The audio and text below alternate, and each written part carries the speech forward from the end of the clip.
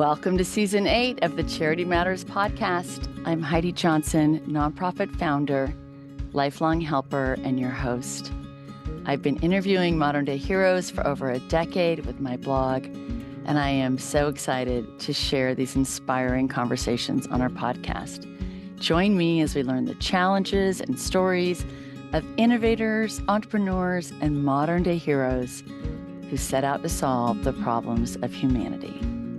Today, for episode 80, which is just amazing, of our Charity Matters podcast, I, Heidi Johnson, your host, am going to take a little minute to talk about Change for Good, the new best-selling book that I'm really excited to share with everybody, and that this audience is a huge part of its success.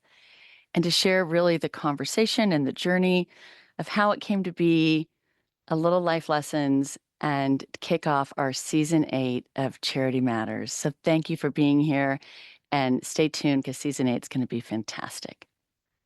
Welcome, everyone. I'm Heidi Johnson, and I'm so excited to be joining you here today.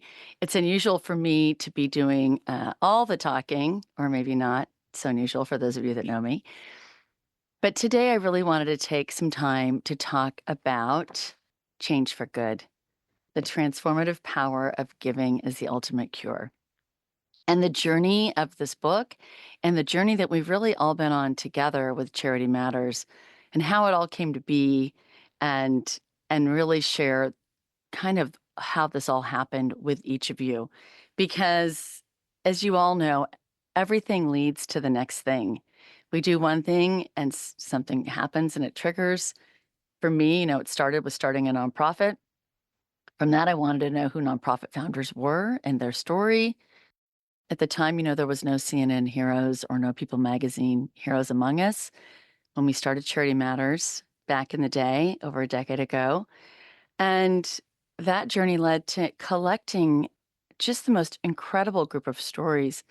Sometimes I feel like an archaeologist who's going on a dig, and I'm mining the best of humanity and bringing it to you each week.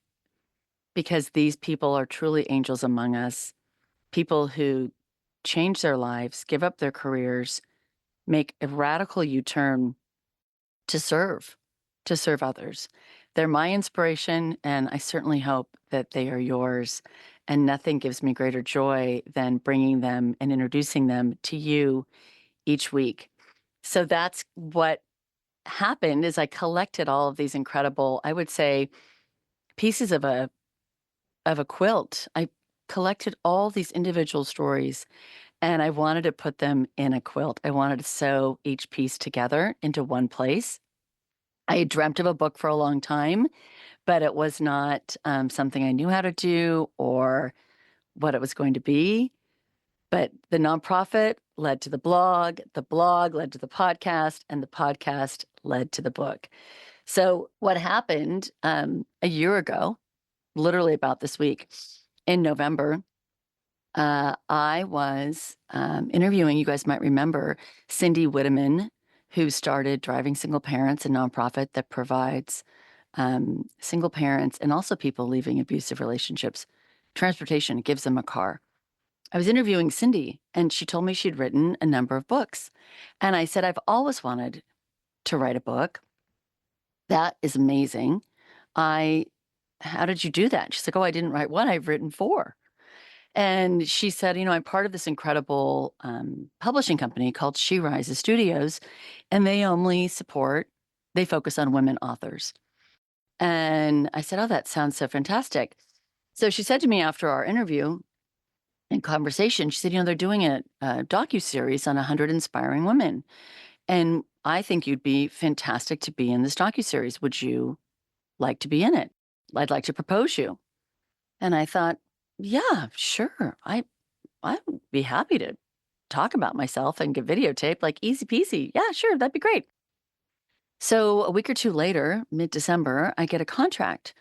And I'm reading through the contract, signing everything away to be in this docuseries. And I see in small print that I'm writing a solo book. I did not realize a book was part of this docuseries. And of course, being the brilliant publishers that they are, they want to promote the incredible women who are writing these books. And so the docuseries and the publishing go hand in hand. She Rises Studios has streaming TV shows and has magazines and all sorts of things. So um, once I really understood, it made a lot of sense.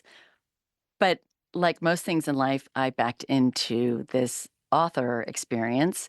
As I've told many people, I was born breech. I backed into this world and I backed into being an author as well.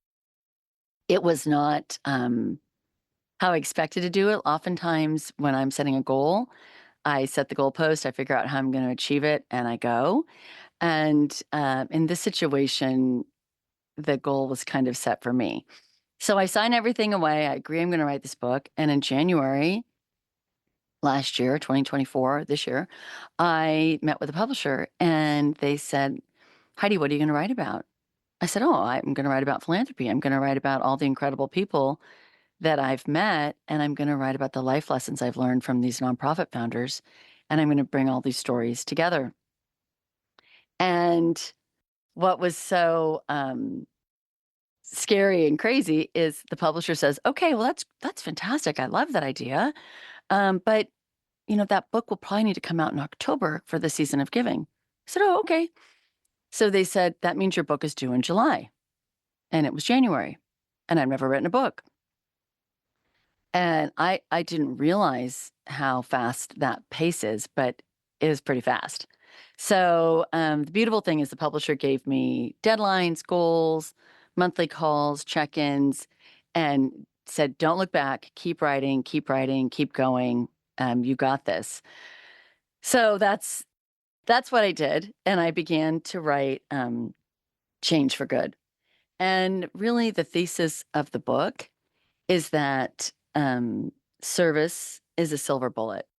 And there is no cure in life. There is no one thing that makes life perfect. Nothing does that. But helping someone really cures everything. And so that's really what I wanted to write about. The message is basically that we know when we help someone that it cures everything. It cures isolation, it cures physical health, our connections, our mental health. It helps and releases dopamine, so we actually get a high from helping other people. It builds social infrastructure, and it creates this positive upward spiral of goodness. We've all been handed a bad card or two in life, and we all have a choice with how we play that card. As some of you know, or maybe don't, but my dad was in the paper recycling business since the 50s, long before it was cool and trendy. And growing up, we talked a lot about trash. Trash is energy. Trash can be used to make more trash, but it can also be used to make something new and amazing, like a new piece of paper. My dad also knew that we can recycle our personal trash as well. What do we do with our trash or that bad card that we're dealt? How do we make something good out of something bad? And the process of recycling is the process of change. A tree is born, it becomes a piece of paper, it becomes an idea, it becomes a beautiful book that inspires millions of people, or it becomes a piece of trash that rots and sits in a landfill. We are the tree. We can recycle and become that beautiful book. We have the choice to take our trash and to make it something beautiful by changing for good and choosing to serve others. So I think oftentimes change creates a lot of fear. We become afraid because we don't know what's ahead of us. Uncertainty creates fear. We're afraid of change, always. But it's the one constant in our life that we all share. And why do we fight the one thing that we know to be true? It's all around us. As humans, we love change once it's happened. Change looks great in the rearview mirror, But we fear and hate the idea of anything changing that's ahead of us. I'll use a silly analogy of a haircut. I'm terrified to get bangs. Will they look bad? I mean, I haven't had bangs since I was 16. Maybe they'll cover the wrinkles on my forehead. I don't know. But the second I get my haircut, the first thing I'm going to say to you is, do you like my bangs? Do I look younger? What do you think of my bangs? Right? How crazy is that? You have all this fear built up to a haircut, and then you get it, and you're so happy once it's done. It doesn't matter if it's getting a haircut, if it's moving, if it's a new president. It doesn't matter what the change is. Once it's behind us, we're okay. But when it's in front of us, we're scared. But the crazier thing is we actually crave what we're afraid of. We go in search of help to change because we want to be richer, we want to be thinner, we want to be happier, but we're focusing on the wrong things to improve.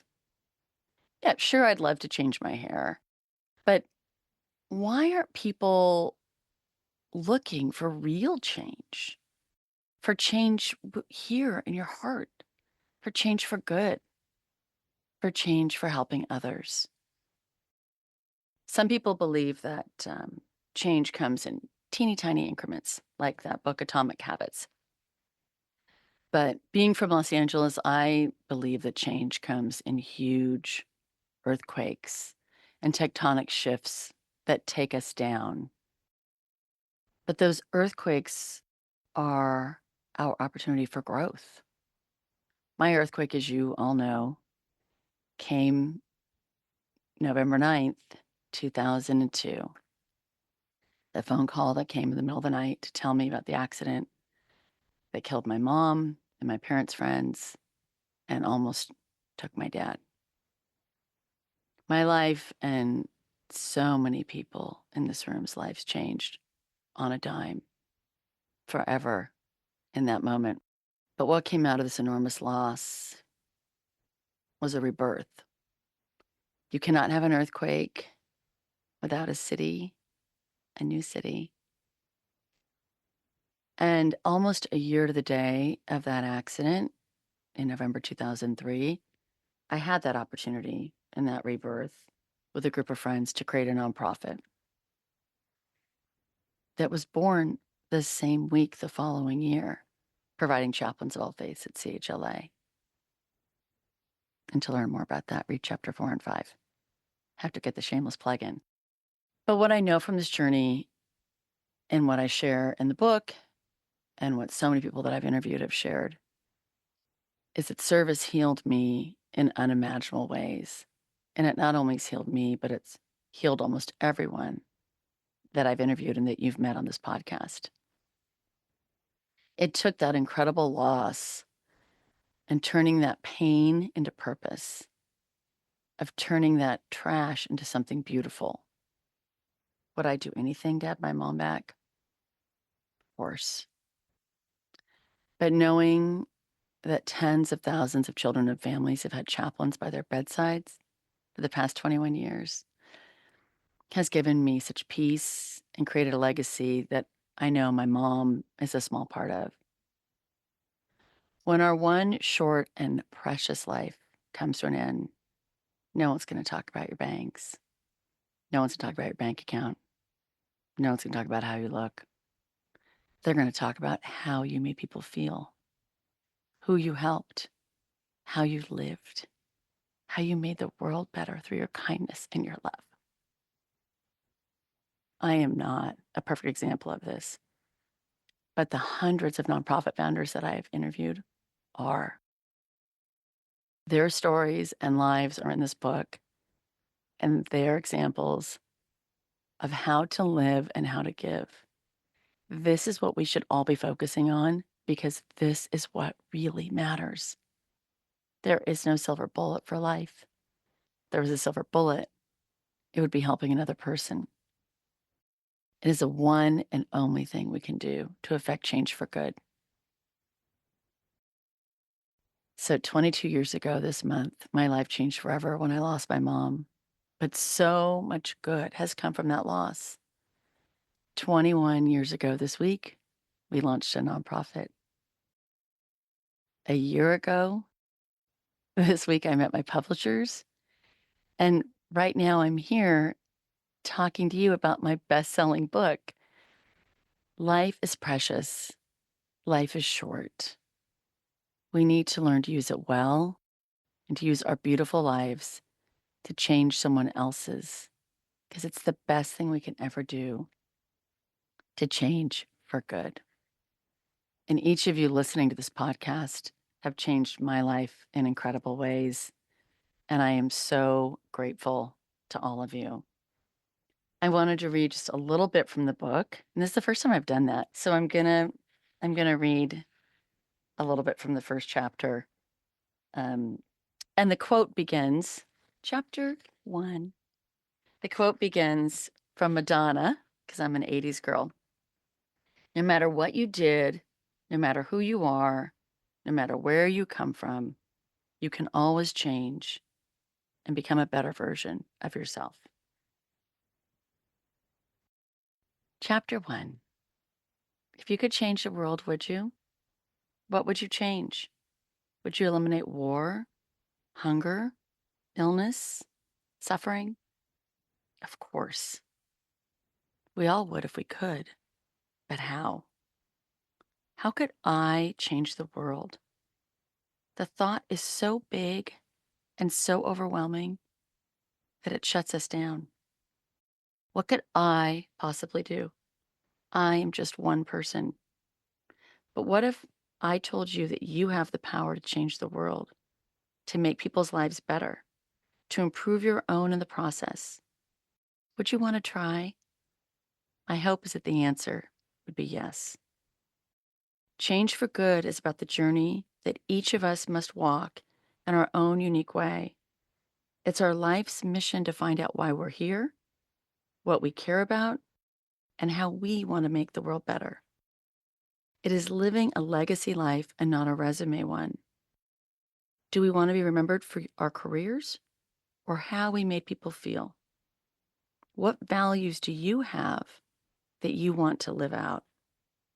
We have many opportunities to make a difference with our time and our lives. To this day, and this is true, I still have people tell me how much my mother's funeral impacted their life. People left her service inspired by how she lived. She made everyone in her presence feel valued and heard. My mom made her family and her friends and her community her priority. Her time was spent living those values. And although her life ended at 60, she made a significant impact on the world through all the lives she touched. Isn't that how we all want to be remembered? And more importantly, isn't that how we all want to live? The choice is ours alone. We decide how to use our time and choose to live our lives. People like to talk about balance. I don't care for that word at all. Life is not about balance. It's about choices. It is that simple. Yet somehow after we've gotten our work done, our laundry, make dinner, flip to our social media, and realize that we put aside all the things that really matter. It's time that we change the script. It's time that we make choices that give us more joy, more gratitude, more purpose, more connection, physical and mental health benefits that we receive when we give. This is not a manual on how to become a saint, a Nobel Prize winner, or even more like Mother Teresa. This is a journey towards healing, towards goodness, and self-empowerment. Your journey to discover your gifts and to find the best way to use them to help yourself and the world. This is a journey to change for good. The world is a scary place, and we can choose to be afraid of what we see, or we can choose to see the beauty, the grace, and the kindness that we do not see in the nightly news. And it is all around us. Remarkable humans doing the work every day to create a better world. When you think of remarkable humans, people like Mother Teresa, the Dalai Lama, Gandhi, and Malala, What do all those humans have in common? They served others.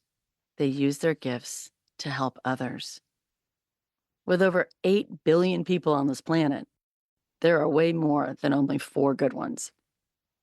And the reality is that most of us are good. We are no different than Mother Teresa, Malala, Gandhi, Dalai Lama. The only difference is that we have not yet discovered our gifts and how to put them to work. My favorite quote is Pablo Picasso's when he says, "The meaning of life is to find your gift, and the purpose of life is to give it away." And he was exactly correct. We all have incredible gifts, but we haven't discovered them or found the best way to use them. Mother Teresa did, and you will too. The people you'll meet in this book, who most of you already know from listening to this podcast, are modern day heroes who create businesses designed to help people. But what sets these heroes apart from us mere mortals is that they use their pain as fuel for good by discovering their gifts and using them. The sad reality is that you have never heard of any of them, yet these people are changing the world for good every day. Everyone on this planet is faced with challenges, loss, and adversity at some point in their lives. We will all get handed a bad card at least once. It isn't the adversity, but what you do with that pain and those challenges that set these people apart. These heroes turn their pain into purpose. Their lives are manuals on how to live authentic, glorious, joyful, and purposeful experiences with our limited time here on earth. The reality is that you have the same choices. And it is my hope that by meeting these heroes and seeing the similar patterns that we all face, that we can all learn valuable lessons from the stories that help face our futures. Life on Earth has become messy. We are seeing the erosion of the nuclear family, and when families fall apart, so do the people inside of them. We see mental health challenges in our young students like never before. People are lonely, isolated, disconnected, depressed, overwhelmed.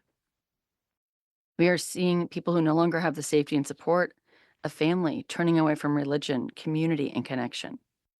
We are digitally connected like never before, but we are disconnected like never before as well. And this disconnection has led us down a dark, lonely, and isolating path. But there is hope in the most basic, simple, and primitive solution, and that is simply taking care of one another. It is what we as humans have done since the dawn of time. Somehow along the way, we got lost and we became worried about ourselves more than our neighbors, more than our communities, our country, and our world.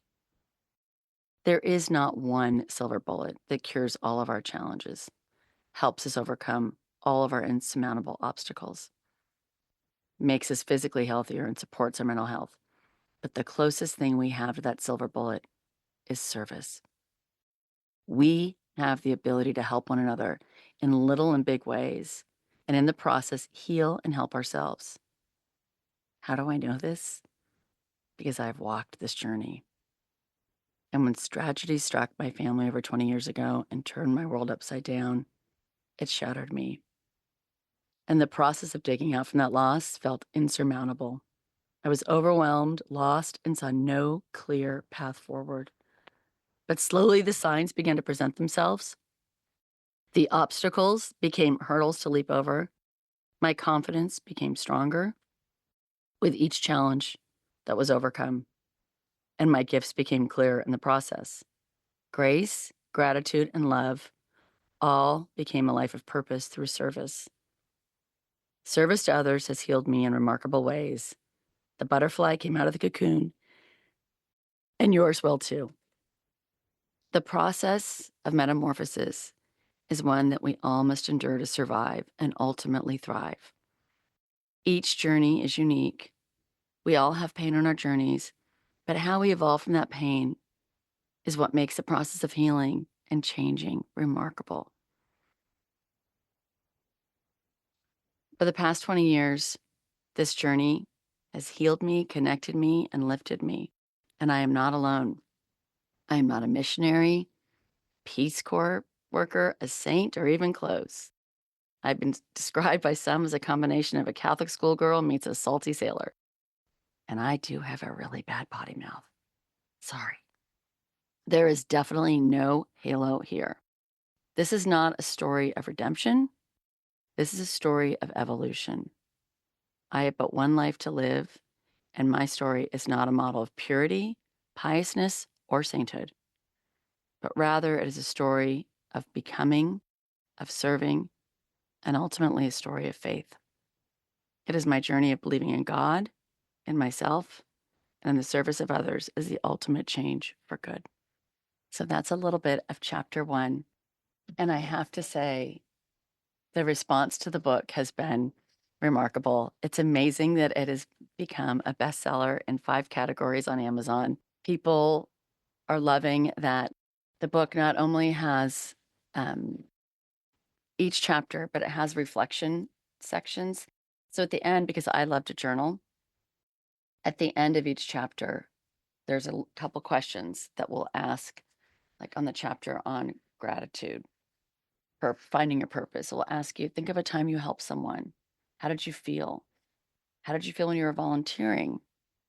It will lead you down this path. And if you begin to do the journaling along with the book, I think, and my hope is that it will inspire you to reach out. It's a quick read, but a process that helps turn grief or adversity into growth, whatever you're going through right now. And we all have something. It helps you how to really understand. I hope it helps you learn to take that trash and to recycle it into something beautiful. I hope you come away reading this book, learning about your gifts and how you can use them to give them away. I hope it gives you the tools to overcome the obstacles in your life with grace and grit. And most importantly, I hope this book helps build community and connection within homes, within friends, within neighborhoods. If one person reads this book and just checks in on their neighbor or signs up to do something volunteering they haven't done before or reaches out to do something kind, unexpected for someone else, then this book is a bestseller to me.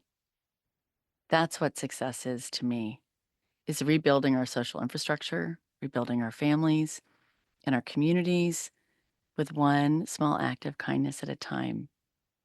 That's really what my hope is with Change for Good. So thank you for listening. Thank you for being on this journey for kindness with me. Thank you for inspiring me, for cheering me on. The more of you who listen and send emails and notes about what you're doing to make the world better, it is just the best payday of all. So thank you for being a part of Change for Good. I truly am so inspired. Thank you for listening to this week's episode of the Charity Matters podcast. I truly enjoyed sharing about Change for Good. To learn more about modern day heroes and entrepreneurs or to reach out to us, visit us at charity-matters.com or connect with us on Instagram at Charity Matters. If you enjoyed our conversation, we would love it if you shared this with your family and friends. And please don't forget to subscribe and leave us a review. Thank you for caring, for believing in goodness, and for being a part of our movement. You are exactly what the world needs more of. Remember that together we can make a difference, one small act of kindness at a time. Charity matters.